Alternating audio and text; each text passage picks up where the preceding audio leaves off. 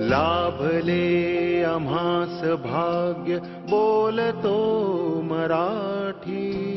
लाभले आम्हास भाग्य बोलतो मराठी. हो लाभले आम्हास भाग्य बोलतो मराठी. झालो खरेच धन्य ऐकतो मराठी.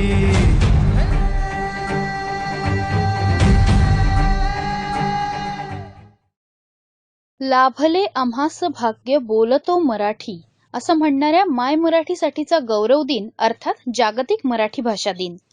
मराठीच्या आकाशात आपल्या लेखनाचं चांदणं बरसवून रसिकांना शीतलता देणाऱ्या कविश्रेष्ठ कुसुमाग्रज अर्थात वि.वा. शिरवाडकर यांचा आज जन्मदिन. मराठी भाषा लोप पावत आहे, मुलांचं वाचन कमी झालंय असा सर्वत्र दिंडोरा पिटला जात असताना आम्ही मराठीचं भवितव्य म्हणून ओळखली जाणारी नवीन पिढी मराठी कशी शिकतीये हे जाणून घेतलं. माझ्या मराठी मातीचा लावाल लाटास टिळा हिच्या संगाने जागल्या माय देशातील शिळा. माझ्या मराठी मातीचा लावाल लाटास टिळा हिच्या संगाने जागतील माय देशातील शिळा.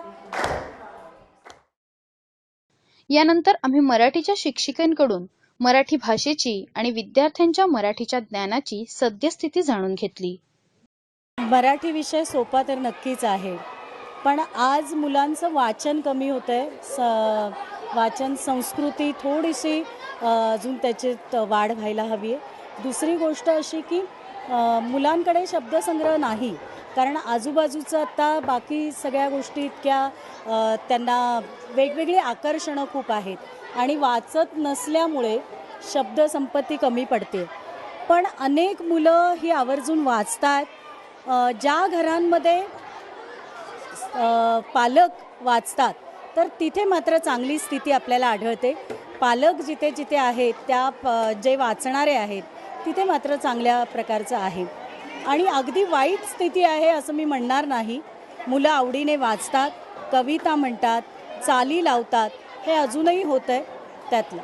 आत्ता माझ्या मैत्रिणीने मराठी वाचनाबद्दल सांगितलं, तर मला मराठी लेखनाबद्दल सांगावंसं वाटतं की आज इलेक्ट्रॉनिक मीडियाच्या जास्त वापरामुळे किंवा एकूणच बाह्य प्रलोभनांमुळे मुलांना मराठी लिखाणाचा खूप कंटाळा आहे. मराठी भाषा शिकायची, कुठली भाषा शिकताना आपण लिसनिंग, स्पीकिंग, रीडिंग आणि रायटिंग अशा 4 कौशल्यांनी ती भाषा शिकतो.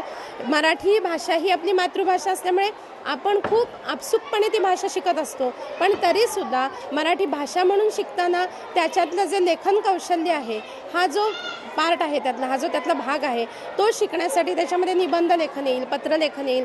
तुम्हाला एखाद्या विषयावरती तुमची मतं मांडणं असेल, हे तुम्हाला मराठी भाषा शिकूनच येतं. पण मुलं आज सार्वत्रिकदृष्ट्या आपल्याला असं दिसतं की मुलं त्याचा आळस करतात. यावेळी आम्ही विद्यार्थ्यांसोबत सुद्धा बातचीत केली आणि काही गैरसमज दूर झाले. मराठी भाषा मागे पडत असली तरी अगदी वाईट अवस्था नाही हे सुद्धा लक्षात आलं. विद्यार्थी वाचन करतायत, त्यांना कविता माहितीये. अगदी सगळंच माहिती नसलं तरी मुलं आजच्या आधुनिक भाषेत सांगायचं झालं तर मराठीच्या टच मध्ये आहेत, ही मात्र आनंदाची गोष्ट आहे. बघूया विद्यार्थ्यांशी केलेली ही मनमोकळी बातचीत. मी आलेली आहे रमणबाग शाळेमध्ये इयत्ता 8वीच्या वर्गामध्ये आणि मुलांना मराठीबद्दल किती माहिती आहे, किती प्रेम आहे आणि मुलं मराठीशी किती समरस झालेली आहेत हे आपण आता मुलांकडूनच जाणून घेणार आहोत. तेव्हा बघूया या मुलांना मराठीबद्दल किती प्रेम आहे. मला तुम्हाला सगळ्यांना मी काही प्रश्न विचारणार आहे, उत्तर देणार ना सगळे? नक्की? पहिला प्रश्न मला तुम्हाला विचारायला आवडेल, मराठीतल्या कुठल्याही 2 लेखकांची नावं सांगायची. कोणाकोणाला येत आहेत? कुठल्याही 2 लेखकांची नावं. कुसुमाग्रज आणि इंदिरा संत. इंदिरा संत या कवयित्री होत्या. अजून कोणी सांगू शकतो? पुढे येशील. कुसुमाग्रज आणि वि स खांडेकर. क्या बात आहे. कुसुमाग्रज आणि वि स खांडेकर. टाळ्या वाजवा त्याच्यासाठी. Very good. आता कुठल्याही 2 कवींची नावं सांगा. इंदिरा संत आणि बासी बर्डेकर. ओके, क्या बात आहे. कुणाची कविता येते यातल्या? नाही नाही माहितीये. कोणाला येते कविता छान म्हणता? अजून कोणाला कविता कोण छान म्हणू शकतं? म्हणशील कविता? इंदिरा संतांचीच कविता आहे, बाळ उतरे अंगणी म्हणून. बाळ उतरे अंगणी, बाळ उतरे अंगणी. अजून थोडं पुढे.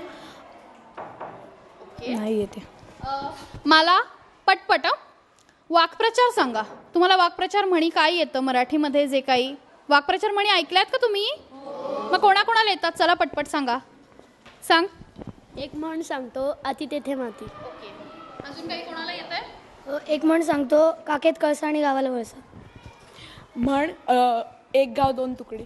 एक घाव दोन तुकडे. एक गाव नाही, एक घाव दोन तोत. अडला हरी गाढवाचे पाय धरे. ओके. वाक्प्रचार डंका पेटणे. डंका पिटणे असा वाक्प्रचार त्यांनी सांगितलेला आहे. मुलांना तशी मराठीची भरपूर आवड दिसते. बऱ्यापैकी मुलं उत्तरं देत आहेत. आपण अजून जाणून घेऊया. काय सांगशील? मराठी ही भाषा आपली मातृभाषा आहे. त्यामुळे आपण तिच्याशी जास्त आपण समरस व्हायला पाहिजे, तिचा जास्त वापर केला पाहिजे. म्हणजे मुलं बोलताना किंवा कोणी पण बोलताना इंग्लिश वाक्य बोलतात, मराठी कमी आणि इंग्लिश शब्द जास्त. तर ते जास्त करून मराठी शब्द आपण वापरायला पाहिजे, जेणेकरून आपल्या मराठीचा प्रचार होईल आणि जास्तीत जास्त ती भाषा बोलली जाईल. तुझं नाव काय?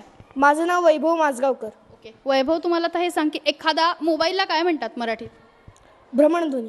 क्या बात आहे. अजून एखादा काही विशेष शब्द? मला तुझी 5 वाक्यात ओळख पूर्ण मराठीत सांग, ज्यामध्ये एकही इंग्रजी वाक्य नसेल. सांग. माझं नाव वैभव माझगावकर. मी 8वी ब या तुकडीत शिकतो. मी न्यू इंग्लिश स्कूल रमणबाग या शाळेचा विद्यार्थी आहे आणि मला मराठी भाषा आवडते. क्या बात आहे. अरे टाळ्या वाजवा वैभवसाठी. असेही काही विद्यार्थी इथे भेटत असतात आणि मराठीमध्ये मुलांना नक्कीच आवड दिसतीये. रिसेंटली नुकतंच तुम्ही वाचलेलं एखादं पुस्तक सांगाल मला? पुस्तक वाचताय का तुम्ही सगळेजण? मराठी पुस्तकं वाचताय का पण? सांग पुस्तकाचं नाव. सावरकरांचं वि स वाळिंबे यांनी लिहिलेलं मी पुस्तक वाचतोय. नाव काय? सावरकर. ओके. पुस्तकाचं नाव कोण सांगता? ये पटकन पुढे. गुलमर्गचे गुड आणि फास्टर फेणे भारा भागवत यांनी पुस्तक लिहिलेलं आहे. शिवाजी सावंत यांचं मृत्युंजय. पुढे. रत्नाकर मतकर यांची एक गूढ कथा आहे, रंगांधळ नावाची, ती मी वाचतोय. बोक्या सातबंडे हे दिलीप प्रभाळकरांचं वाचतं पुस्तक. कथा ज्योतिबा सावित्री हे डॉक्टर दिलीप गरुड. श्रीकृष्ण केसरी यांचं भारतासाठी भरत. बापरे. म्हणजे मुलांमध्ये प्रचंड उत्साह तर आहेच, पण नाविन्य आहे. म्हणजे अगदी दिलीप प्रभावळकरांपासून ते शिवाजी सावंतांपर्यंत आणि बासी मर्ढेकरांपासून इंदिरा संतांपर्यंत सगळ्यांचीच पुस्तकं मुलं वाचत आहेत. खरं तर मराठीसाठी खूप अभिमान वाटावी अशी गोष्ट आहे. काय वाचतोयस? धडपड्याच्या आमसा आणि गुरुजी. काय वाचतोय सध्या? मी रणजित देसाई यांचं श्रीमान योगी हे पुस्तक वाचतोय. माझ्या मराठीची बोलू कौतुके, परी अमृतानेही पैजा जिंके. अमृतासोबत सुद्धा पैज जिंकणारी सामर्थ्यवान अशी माझी भाषा आहे आणि या भाषेचा आज हा मराठी भाषा दिन मुलांकडनं प्रचंड प्रतिसाद मिळालेला आहे. आणि एक दिलासा तर नक्कीच मिळाला आहे की मराठी भाषेकडनं जे एक रड असते, सध्या सगळीकडे ओरड ऐकायला मिळते की डिजिटल काळामध्ये मराठी जगणार नाही, लोक मराठी गाणी म्हणणार नाहीत, मराठी कविता लोप पावतील, मराठी लेखक असणार नाहीत.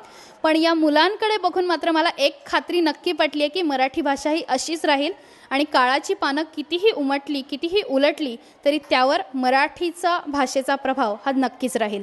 व्हिडिओ जर्नलिस्ट सौरभसह नेहा सराफ, नेक्स्ट जनरेशन न्यूज, पुणे.